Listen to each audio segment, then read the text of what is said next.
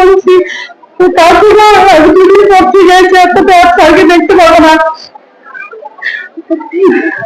দিন গুনছিলাম, মনে মনে কষ্ট করছি। আমি কখনোই আমার স্যারদেরকে বলতে পারবো না স্যার আমার আজকে আমি যে পর্যায়ে আছি, যেটুকু চেয়ারে যেটুকু যোগ্যতা অর্জন করেছি সবই তো স্যারদের অবদান। স্যার আজকে আমি স্যার কি বলবো আর, স্যারকে শুধু আমি আসলে আমি আর বলতে পারছি না।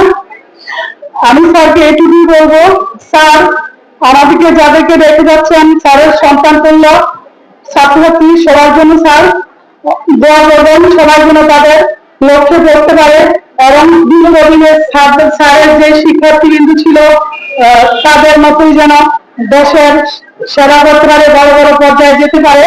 এবং আমি ব্যক্তিগতভাবে স্যারের সাথে যদি এতদিন যেহেতু স্যারের সাথে ছিলাম, অবশ্যই আমার অনেক ভুল ত্রুটি থাকতে পারে, স্যার আমাকে নিজ গুণে ক্ষমা করে দিবেন এবং আমার জন্য দোয়া করবেন। আমি সর্বশেষ স্যারের যতদিন স্যার পৃথিবীতে বেঁচে থাকবেন স্যার যেন সুন্দর সুস্থভাবে বেঁচে থাকতে পারেন সেই দোয়াই করছি এবং স্যারের অনেক অনেক শুভকামনা করছি। এই বলে আমি আমার বক্তব্য শেষ করছি।